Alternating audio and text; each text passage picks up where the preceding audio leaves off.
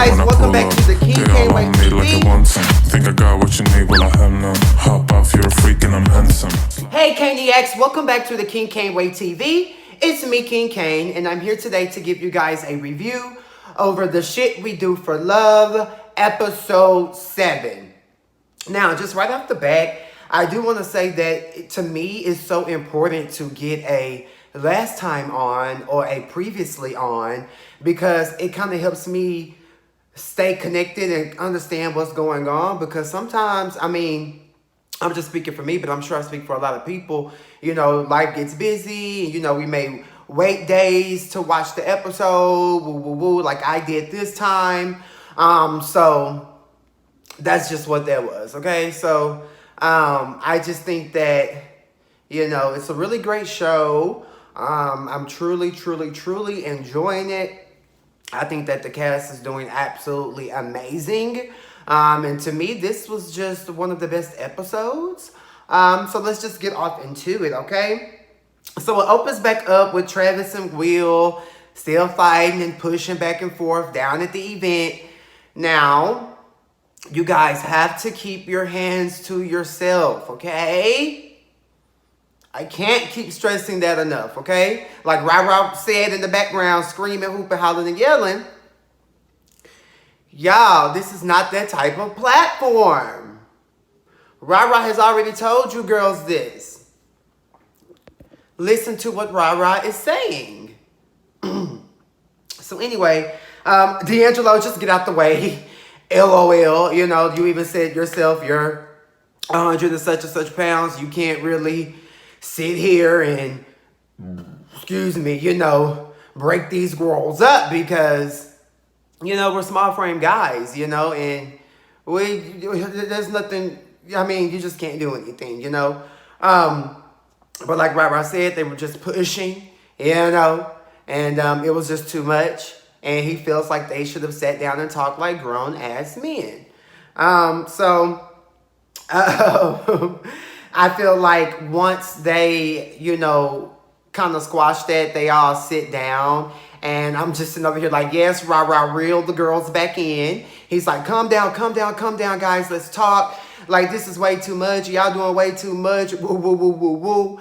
But to me, he was totally gagging in his interview. And I appreciated it, okay? Ra and D'Angelo, they go to a different room to talk about their last encounter when they were at where there was Travis, D'Angelo, and then one of D'Angelo's friends came. They were like eating Chinese food, and Ra had pulled up. This was maybe like 2 or 3 episodes ago. So we haven't seen D'Angelo and Ra together since then. So they're just pretty much talking about that whole situation. Like, Ra just feels like, damn, like, yeah, we was friends. Yeah, we was cool. You know what I'm saying? And, you know, you move to Texas and then you think you could just come back and it's like, oh, good and dandy. But it's like, huh? Like, you went out to Texas doing your own thing. When we were getting cool, you know, I was going through, Ra said he was going through a breakup. He said D'Angelo was in a situation. So, you know, it just kind of seems like they both like each other. But the timing has just never been right. And so I feel like they both just decided to move on. And, you know, I've been in that situation before. Like, sometimes you can be, like, talking to somebody for so long. And, you know, you want this relationship. Like, you really do. But the timing is just never right. And, you know, you end up kind of resenting the situation because of the thought of what could have been. So I don't know. I just kind of feel like maybe y'all should work that out, because it's evident, you know, in the scene that I'm about to get on, that there's still some type of I fucks with you that's there for D'Angelo and Ra. So Ra just pretty much explains the backstory of he and D'Angelo's relationship. Like I just said, they were cool. They were, you know, getting to know one another. But then D'Angelo moved. You know, they never really connected like that.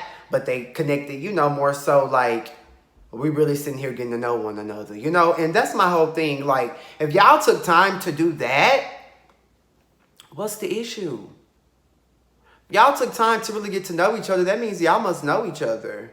Like, I know y'all know each other on a different level. It's just giving that. I'm just telling you what it's giving on the screen. So, anywho, D'Angelo just feels, the same way that Rah feels. It was just never a right time to say goodbye. But I gotta make the first move, cause if I don't, you're gonna start hating me. Cause I really don't feel the way I once felt about you. Girl, it's not you, it's me. And I gotta figure out what I need. Whoa. That's what it's giving. And it's kind of sad and heartbreaking. I mean, even D'Angelo in his interview, he's just like, damn, but like all the text messages and, this, that, and the third, it just kind of seems like you let him on. You let me on. That's what D'Angelo was saying. And I was just like, just his demeanor changed. I'm really good at body language. He just looked, I don't know. I felt, like a disappointment, sadness. So I don't know what that's about, But if y'all not going to be together, I still think y'all will make dope friends. And that's just on PEERAH. Okay? So let's move on. They come out the room. I do want to end the D'Angelo and Rah situation with this. Y'all both just had a lot going on at the time. Y'all were getting to know each other. So maybe just leave it there. So as they're exiting the room, we see Quentin. He's there. His cute pink hoodie on. Malcolm is there now. Love Malcolm's hair. Alante is there. And his black shirt. Now, Alante, Travis did say in his confessional that, the theme, I'm big on themes. You have to dress for people's themes. You had on, goddamn me, a black top. What was that about? So anyway, D'Angelo poses a question to the entire group, like, why is it so hard today in Atlanta? And, Rah gives his response like on some, well, shit, maybe, it ain't hard to date in Atlanta. Maybe it's just the type of niggas you choosing or the type of dudes that, or why it's hard for you to date. And, D'Angelo kind of gets a little annoyed with Rah's answer. And, even Travis had to reel D'Angelo back in, like, hey, boo, let other people have their opinion, that's okay. But that's when, the whole, to me, D'Angelo and Rah tension, like, reignited, because Rah was just like, well, shit, when you first met me, shit, you hopped on me, I didn't hop on you, and I'm just like, Rah, maybe D'Angelo just wanted a little dick around that one down. Damn, why you gotta act so? You didn't have to out her. Maybe she just wanted a little piece of the pony. That's okay. But D'Angelo, he stood in it. He was just like, okay, yeah, but at the end of the day, it is hard today in Atlanta. Alante is pretty much in agreement with Rah. Like, it's really not. It just depends on who you're dating. Will done chimed in on some, with D'Angelo, when me and you first met down at HOH, and, shout out to the KNX. They told me HOH stands for House of Hookah. So, shout out to the KNX. Basically, Will chimed in saying, oh, well, D'Angelo, when you first met me, you said you wanted me, woo, woo, woo, woo, woo. And I'm just like, damn, why is all the girls getting on D'Angelo? Like, what's tea? Like, maybe D'Angelo is just a flirt, What's so wrong with that? Is he talking about love or marriage, or just a good time?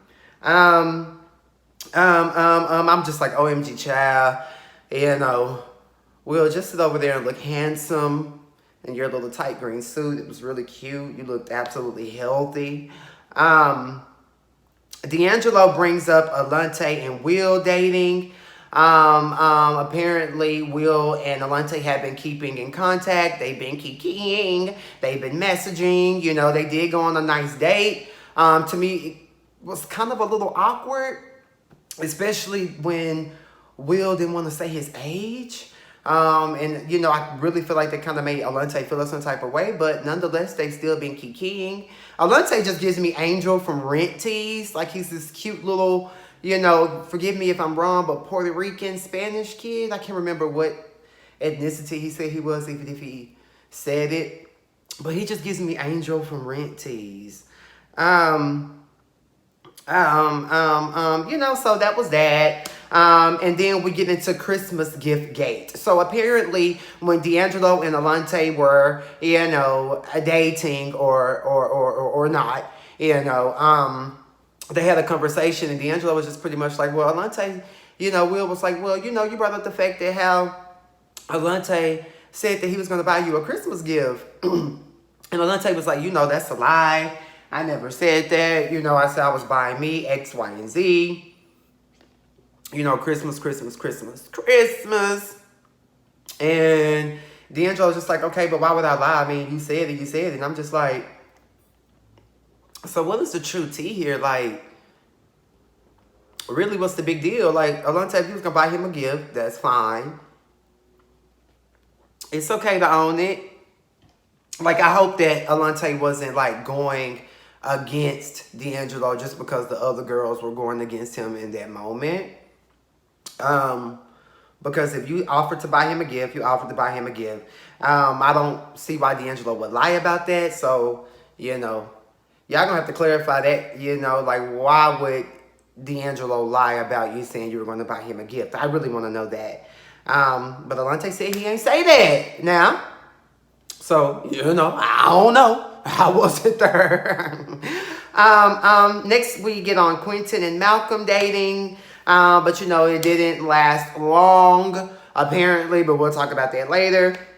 Malcolm and D'Angelo been dating for a month, and this is when Rah just, to me, loses it a little bit. He's kind of like, y'all been dating? Like, you just kissed me in the car? I'm confused. And so everybody just gagged and gooped. And I'm just like, D'Angelo, now if you kissed him, own it, But I still understand where D'Angelo was coming from when he was telling Malcolm, okay, like, yeah, like, that was a little petty kiss, but me and you not together. Like, we just been kicking. We just been kicking it. Like, we ain't really been doing nothing too extra, So, I didn't understand that. And then at the end of the day, what we later found out, Malcolm, you've been telling D'Angelo about you and Quentin and what y'all been doing and things like that. So maybe D'Angelo just felt like, okay, well, this is still me playing it safe. Like, let me still go back and do my thing, because you know how niggas do, how you can still be tied to that situation and let Quentin tell it, Malcolm, you are still tied to that situation with him.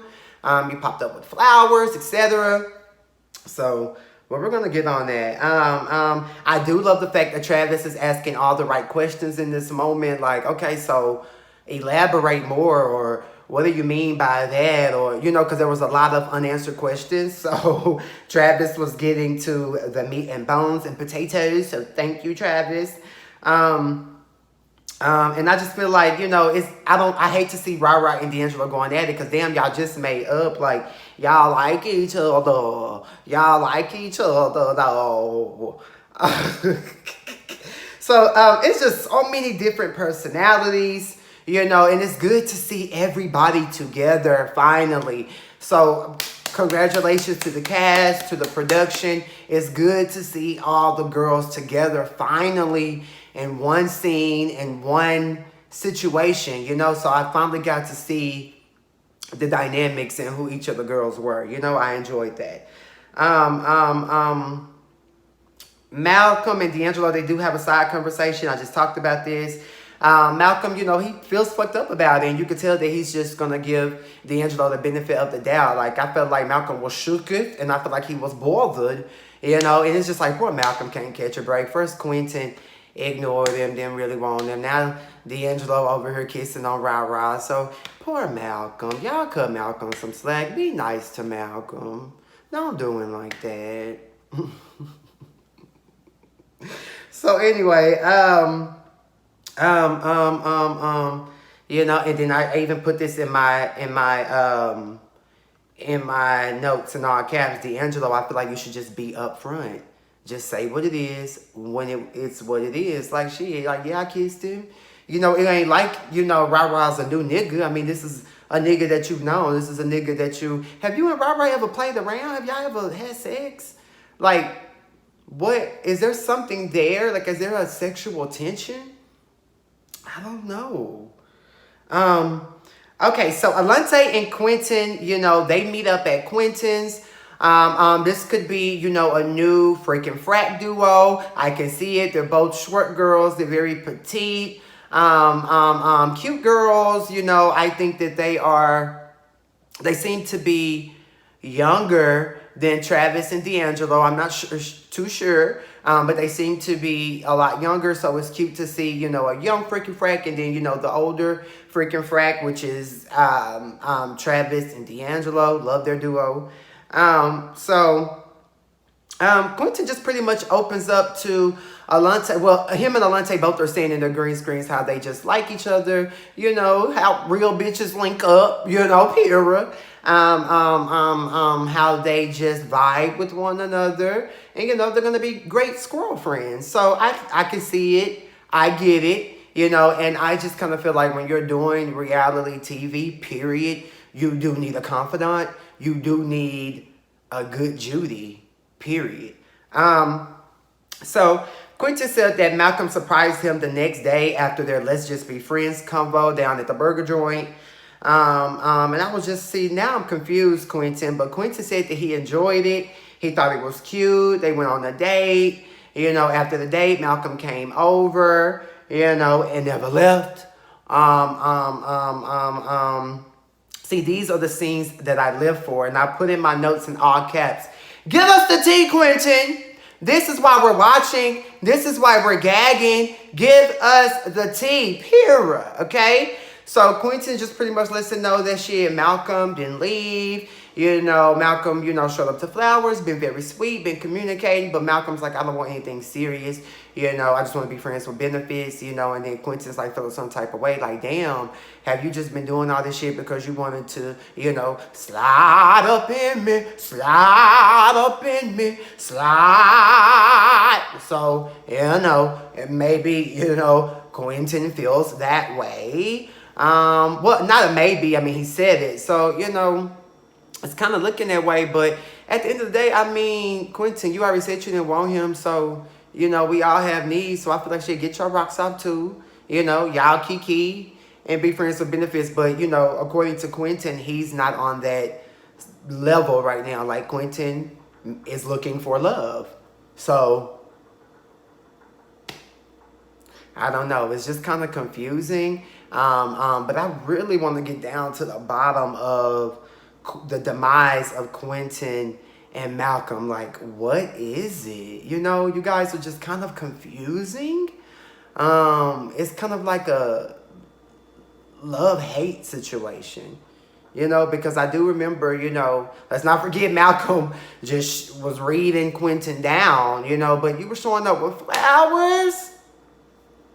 But Quentin's cute, and Malcolm and Quentin would be cute together, you know? So I wish that Malcolm could see past the weed situation, you know, because I just don't think it's that big of a deal. But to each his own. But I still want to know, Quentin, if you're watching, who's the other girl that's in the circle who was in your DMs that we just done skipped right over that? We ain't talked about that no more. Can we know who that girl is, please? Moving on.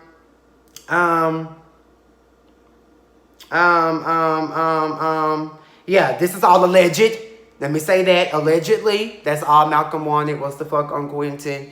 And, you know, that's why the flowers and this and that, woo, woo, woo, woo. But Malcolm does, in the same breath, you know, I just have to be fair. I have to be honest. Malcolm does seem genuine, like a genuine sweetheart. Like, damn. I mean, at the end of the day, you know, Quentin, you opened up at the hotel how you guys were dating for 3 months. So this nigga was really rocking with you for 3 months, you know? So I don't think it's a shocker that he showed up with flowers to get some boy pussy. I don't know. So the question is, Malcolm, what were the flowers for?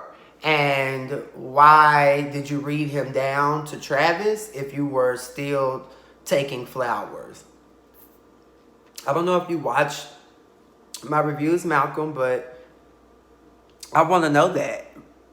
Why did you shade Quentin down to Travis, but you were still giving flowers and going on dates and stuff. You know, like, I want a timeline of when that happened, possibly, just so it could just make sense to me and the rest of the viewers.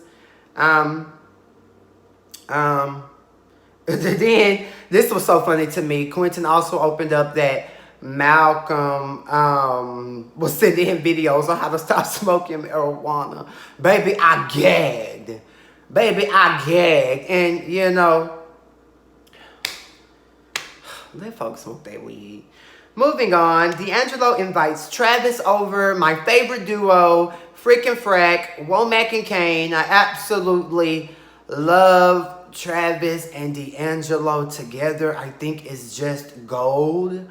Because they're so different, but they're just alike. You know what I'm saying? And it's those type of dynamics. Because, look, when I'm watching the show, I look at more than the shade, the this, the that. I look at the overall theme, the overall everything. You know, I understand the business, the entertainment level, the real value. You know, the don't do too much because you still have to live outside of the situation. Okay? So when I review any show, I look at it more than just the shade and the tea. You know, it's about the whole production quality. So to see duos form, I'm here for it. Just like I love Quentin and Alante. I feel like, you know, their scene was a little lackluster. I needed more personality. But Travis and D'Angelo just have it down. So I get that. So anyways, moving on. What I do want to see, I would love to see some one-on-one scenes with Will and Ra.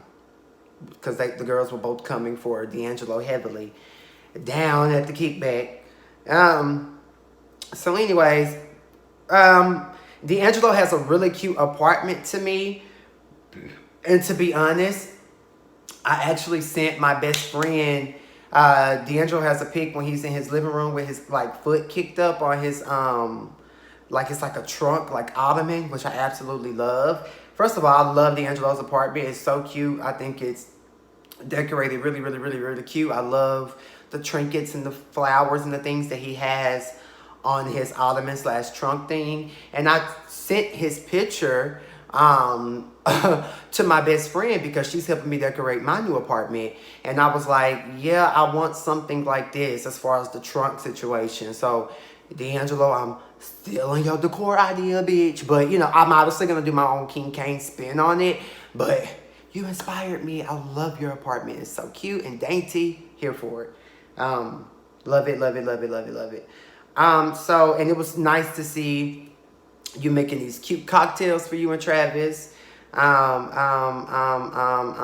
here for it. They discuss everything that happened down at the kickback from Travis versus Will. You know, apparently all the girls were coming for D'Angelo. I love what Travis said in his confessional. Like, just because he and I are freaking frack, you know, doesn't mean that I have to jump in and save and rescue or say anything because, you know, quite frankly, you know, they weren't asking valid questions, which I feel like they were, you know, and I feel like D'Angelo, you just have to be prepared to answer those questions. Like, don't run away from it, you know. If you said it, you meant it, you did it, you know. So I feel like D'Angelo can own that, you know. So I think I just want to see a little bit more accountability from D'Angelo. So a little bit more accountability. And I feel like if you a flirt, if you hopped on Ra, you know, if you thought Will was Papa, it is what it is, and but Travis did say that if the girls would have laid hands on him, it would have been a situation. That's real bitch shit. I love that. See, this is why you have to have a sidekick or a friend or a good Judy in these types of situations because it makes it all the easy, you know. So anyways, D'Angelo, maybe you shouldn't have kissed Ra, you know, they talk about that, and, you know, while they're discussing, I'm just sitting there, well, maybe you shouldn't have kissed them because now they're done, you know, kind of shifted, you know, you and Malcolm's situation, and, you know, Ra is just confused, you know, like, huh? And then y'all kissed on the lips, so What was that about, D'Angelo?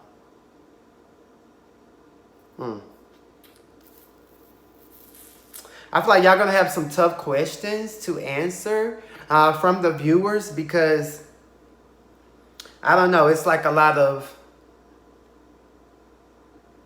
but it is the shit we do for love. So the shit we do for love can have you bouncing.